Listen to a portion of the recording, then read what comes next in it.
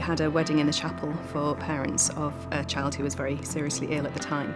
And that was where I met her. I hadn't met her before. And I know she was very supportive of the chaplains who were putting together the wedding and doing all the legal things and all the different liaising. But I was involved in kind of decorating the conservatory and trying to make it change from being a hospital room to a nice venue for a bit of a reception. And I turned around and there was this consultant I hadn't met before in a scrubs. What can I do to help? What can I do?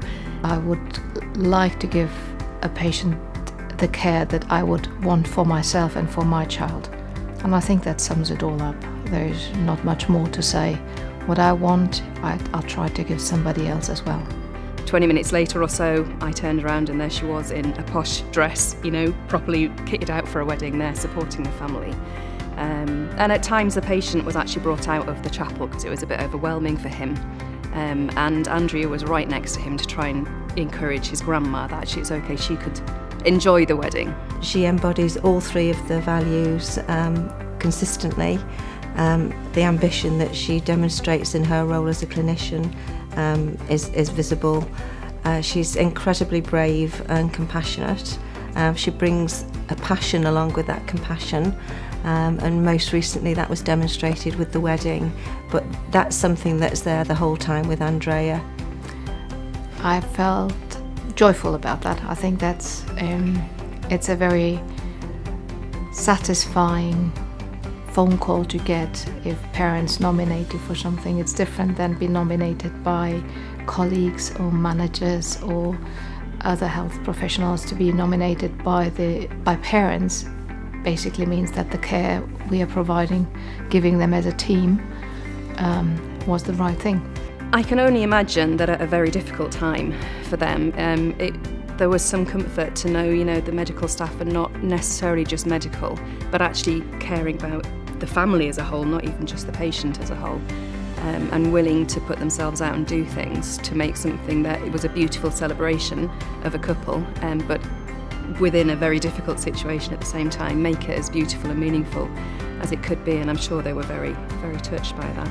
This story illustrates perfectly putting the child and their family at the heart of everything we do, which is what patient experience is all about.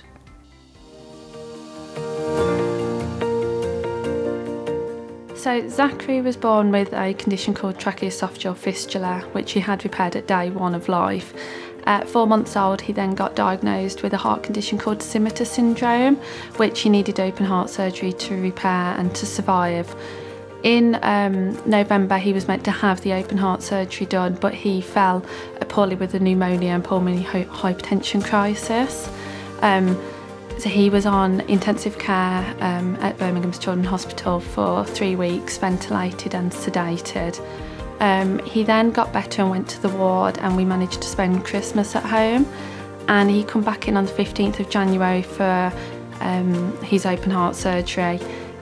But the surgery was a success, but sadly a week later he suffered a cardiac arrest, and we let him pass a couple of days later. I think the reason it became special is because it was quite an intensive relationship. So I saw him over a very intensive period, seeing him multiple times a day, so I naturally spent a lot of time with the family and built up quite a close relationship with both his mum's dad and Zachary himself. She got him, she said, I think it'd be really beneficial for you to have a cuddle and for him to have a cuddle. So she gathered a team of nurses and another physio, and together she safely and carefully managed to get him, while he was still on the ventilator and on sedation and numerous other medications, safely out into my arms, where I had a half an hour cuddle with him. I think the reason why it's quite an emotional story, obviously because of the outcome, but also because I think there's a family recognising that what you've done is the right thing. It was such a magical moment to be able to hold your child that you don't think you're ever going to hold while they're alive again. It just meant the absolute world to me.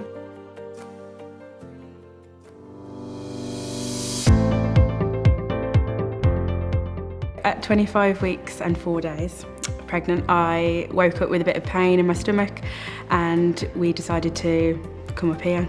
Right outside the Queen Elizabeth building, my waters broke, and when I stood up is when I started to bleed and didn't stop bleeding. So Helen is somebody that sticks out in my mind because Cian had a very dramatic entrance into the world, really. It was a normal day at work.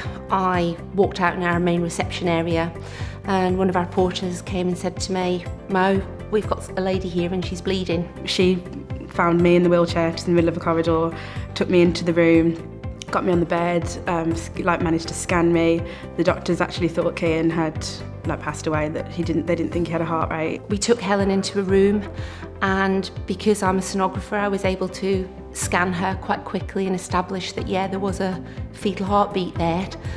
Emergency procedures were then started, and the team were just amazing. Everybody worked so well that day. Everybody worked really well together. We pulled together and Helen was taken into theatre quite quickly, and Cian was born. You're in this moment of, you're so close to losing everything and you know that life is on the balance.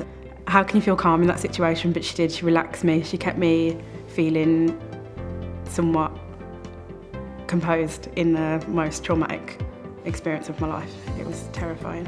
I can't believe that I'm doing a job that means so much to somebody, but to know that I've done my job well is more than I ever need. I was so close to losing everything, not only Helen, but also the gift of my little baby boy, Cian. We love every single day with Cian because he might not have made it, and without her, she's just amazing. I adore her. What a fantastic ending to the story, and it's like a fairy tale really, isn't it? It's what dreams are made of, and I just wish them every happiness in the world, and I hope that maybe someday she'll come back and see us again.